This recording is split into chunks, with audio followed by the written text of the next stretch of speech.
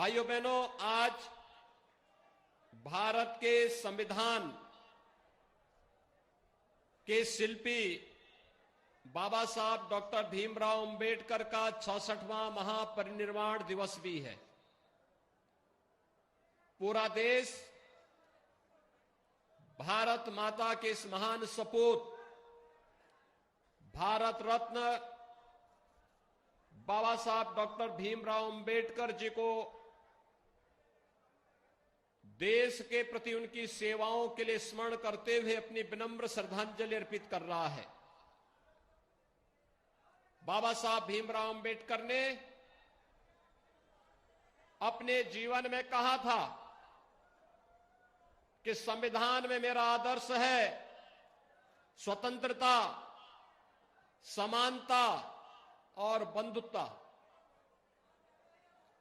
भारत के संविधान के उद्घोषक बने हैं और यही कारण है कि सम विषम परिस्थितियों में भारत के संविधान ने उत्तर से लेकर के दक्षिण तक, पूरब से पश्चिम तक पूरे भारत को एकता के सूत्र में पिरोने का कार्य किया और प्रधानमंत्री मोदी जी के नेतृत्व में आज यही भारत एक भारत श्रेष्ठ भारत की परिकल्पना को साकार कर रहा है। भाइयों बहनों, कुछ लोगों ने बाबा साहब भीमराव अंबेडकर के नाम पे राजनीति तो की, लेकिन बाबा साहब भीमराव अंबेडकर के नाम पर राजनीति करने वाले लोगों ने जब भी दलितों और गरीबों की बात होती थी, उन पर अत्याचार होते थे, मौन साध लेते थे। याद करिए, जब समाजवादी पार्टी की सरकार के समय रामपुर में उस समय के समाजवादी पार्टी के नेता और मंत्री आजम खां के द्वारा वहां के दलितों को प्रताड़ित किया जा रहा था, उजाड़ा जा रहा था, तब कांग्रेस मौन थी, सपा अत्याचार करा रही थी, बसपा भी मौन थी। तब केवल और केवल भारतीय जनता पार्टी आंदोलन कर रही थी, क्योंकि वहां पर गरीबों और दलितों को उजाड़ करके उस समय सत्ताधारी दल का एक मंत्री सत्ता के संरक्षण में अराजकता पैदा कर रहा था, लेकिन ये हमें स्वीकार्य नहीं था। उस अत्याचार के खिलाफ हम लड़ रहे थे। और यही नहीं, समाजवादी पार्टी की सरकार के समय तो अराजकता ही उसका पर्याय हो गया था। देश के अंदर एक नारा चल पड़ा था, जिस गाड़ी में सपा का झंडा समझो होगा कोई जाना पहचाना गुंडा, यानी ये नारा ही चल गया था।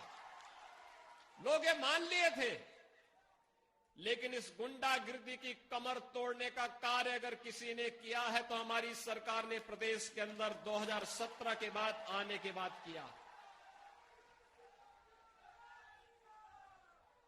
क्योंकि ये लोग सत्ता में आकर के जिस प्रकार की तबाही मचाए थे, गरीबों की जमीनों पर, दलितों की जमीनों पर, व्यापारियों के प्रतिष्ठानों पर कब्जा करके जिस प्रकार की अराजकता इन्होंने पैदा की थी, ये किसी से छुपा हुआ नहीं।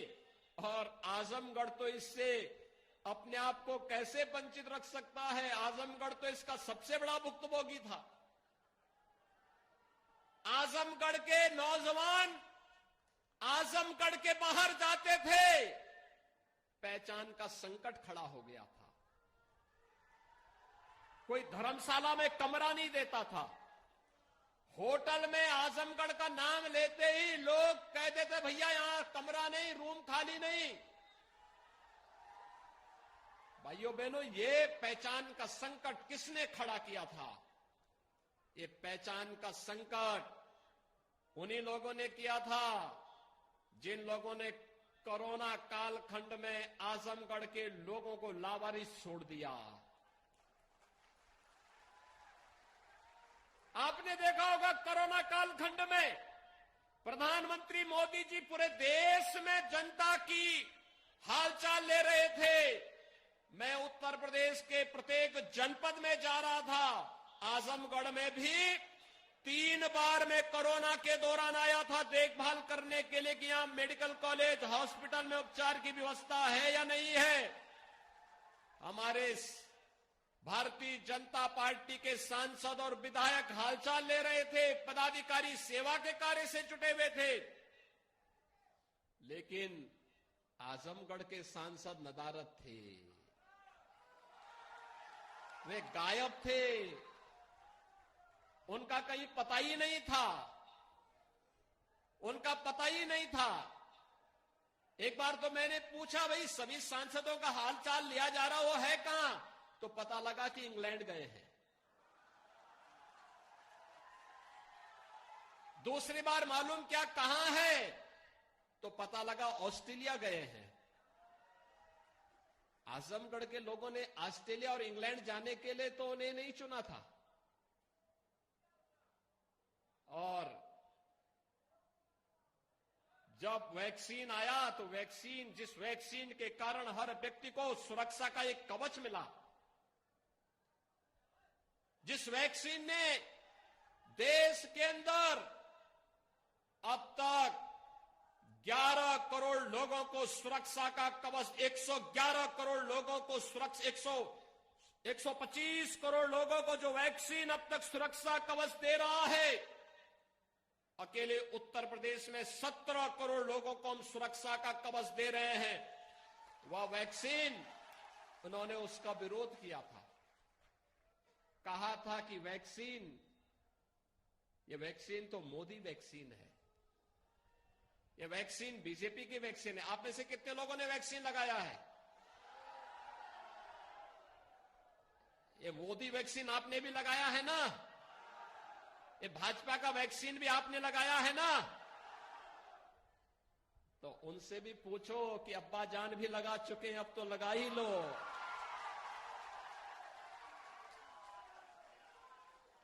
अब ये वैक्सीन लगा ही लेना चाहिए, क्योंकि एक नया वेरिएंट आ गया है कोरोना का। वैक्सीन लगा लोगे तो कुछ सच बोलने की आदत हो जाएगी, नहीं तो झूठ पे झूठ बोल करके, जैसे आजमगढ़ के लोगों को धोखा दे रहे थे, प्रदेश के लोगों को धोखा दे रहे थे। आजमगढ़ में मुलायम सिंह जी भी सांसद रहे, समाजवादी पार्टी की सरकार थी, तब भी विश्वविद्यालय नहीं आ पाया। आया विश्वविद्यालय, मिला। पूर्वांचल एक्सप्रेसवे भी नहीं बन पाया था, एयरपोर्ट भी नहीं बन पाया था, यानी ये सब काम सफाई में होने थे। आजमगढ़ विकास के लिए कहां था? आजमगढ़ में तो पेशेवर माफिया और अपराधियों को प्रश्रय देकर के उनको अपने कंधों में ढोते थे, अपने सिर में लेकर घूमते थे, उस पाप के घड़े को लेकर घूमते थे। अपराधी, पेशेवर अपराधी और माफियाओं को अपने सिर में लेकर के ढूंढते थे, घूमते थे। और पहचान का संकट आजमगढ़ के नौजवानों के सामने, आजमगढ़ के सामान्य नागरिकों के सामने आता था। भाइयों बहनों, याद करिए, इसी आजमगढ़ को पूर्वांचल एक्सप्रेसवे भी हमने दी और गोरखपुर लिंक एक्सप्रेसवे भी आजमगढ़ होते हुए गोरखपुर की तरफ जा रहा है। ये 4 लेन की कनेक्टिविटी दोहरी घाट से होते हुए, जौनपुर होते हुए प्रयागराज के लिए भी 4 लेन और वाराणसी के लिए भी 4 लेन की कनेक्टिविटी ये भारतीय जनता पार्टी की सरकार ने दिया है। आजमगढ़ में महान हिंदू सम्राट 11वीं सदी में जिन्होंने एक विदेशी आक्रांता को पूरी तरह रौंदने का कार्य किया था, सालार मसूद गाजी को महाराज सुहेल देव के नाम पर एक राज्य विश्वविद्यालय बनाने का कार्य भी हमारी सरकार कर रही है। इसी नए सत्र में वहां पर हम लोग क्लासेस प्रारंभ करेंगे। और आजमगढ़ को देश के अंदर अलग अलग जगहों से वायु सेवा से जोड़ने के लिए भी एयरपोर्ट के निर्माण के कार्य को भी हमारी सरकार ने तैयार कर लिया है। बहुत शीघ्र आजमगढ़ का एयरपोर्ट जब प्रारंभ होगा तो आजमगढ़ के जो लोग मुंबई में कार्य करते हैं, आजमगढ़ के जो लोग कोलकाता में कार्य करते हैं, दिल्ली में रहते हैं, 1 घंटे में मुंबई से आजमगढ़ आ जाएंगे, 1 घंटे में आजमगढ़ से मुंबई चले जाएंगे, दूरी कम हो जाएगी और हवाई चप्पल पहनने वाला भी हवाई जहाज की यात्रा कर पाएगा। ये सपना भी साकार किया है तो भारतीय जनता पार्टी की सरकारों ने किया है, सपा तो नहीं कर पाई। भाइयों बहनों, समाजवादी पार्टी तो नहीं की इसमें से कोई भी काम, क्योंकि कार्य के लिए फुर्सत ही नहीं था। उनके लिए लगता था कि अपने कुनबे का, अपने परिवार का विकास कर लेंगे तो यही प्रदेश है, और हमारे लिए जब प्रदेश का विकास कर लेंगे तो वही हमारे लिए परिवार है। यही अंतर है। याद करिए भाइयों बहनों, ये लोग मौन रहते थे तब जब इस आजमगढ़ में, याद करिए, समाजवादी पार्टी की सरकार थी और सिवली नेशनल कॉलेज में अजीत राय की हत्या हुई थी। 2 महीने तक एफआईआर तक लॉन्च नहीं हो पाई थी, और तब मैं गोरखपुर का सांसद था। तब सांसद के रूप में मैं यहां आया था एफआईआर दर्ज करवाने के लिए।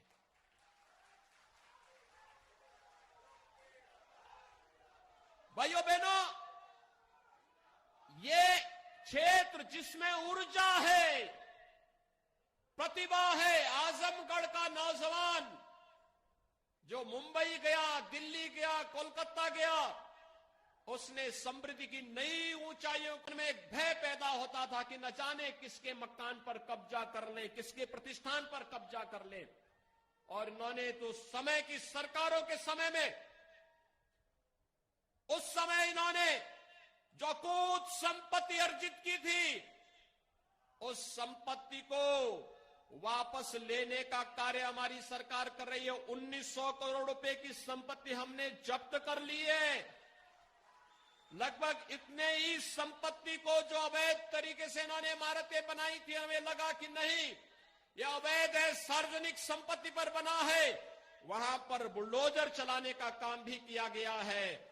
और आज जब बुलडोजर चलता है तो भाइयों बहनों, सबसे ज्यादा पीड़ा होती है समाजवादी पार्टी को और कांग्रेस को।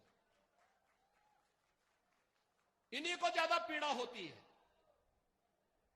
सपा हो, बसपा हो, कांग्रेस हो, इनको गरीबों से, गांव से, महिलाओं से, युवाओं से कोई लेना देना नहीं।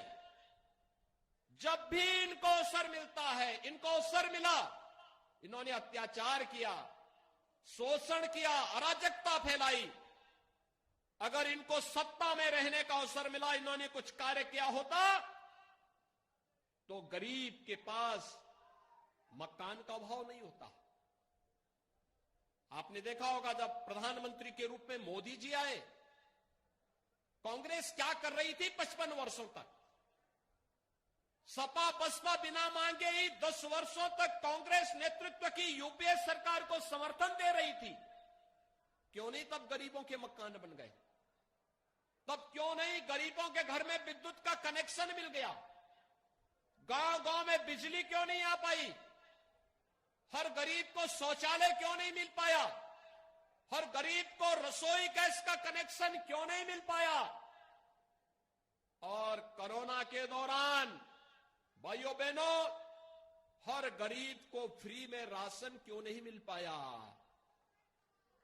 सरकार तो 2020 में भी 8 महीने तक और 2021 में मई से लेकर के और भाइयों बहनों होली तक, यानी 2021 के 22 के होली तक फ्री में राशन सबको मिलेगा। एक नहीं 2-2 बार मिलेगा। हर महीने 2 बार राशन, 15 करोड़ लोग उत्तर प्रदेश के अंदर लाभान्वित होंगे। और हमने तय किया है दिसंबर में भी, जनवरी में भी, फरवरी में भी, मार्च में भी अंत्योदय कार्ड धारक को 35 किलो खाद्यान्न, 1 किलो दाल, 1 किलो खाद्य तेल, 1 किलो चीनी और 1 किलो नमक प्रदेश सरकार उपलब्ध कराएगी। और हर कार्ड धारक को प्रति यूनिट 5 किलो खाद्यान्न भारत सरकार भी उपलब्ध करवाएगी।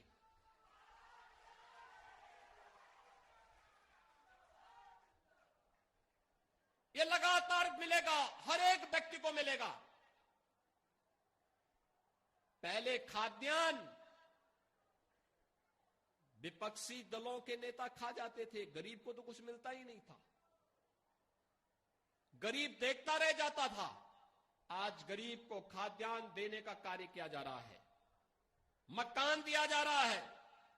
अगर मैं आपके इसी जनपद में देखूं, भाइयों बहनों, अकेले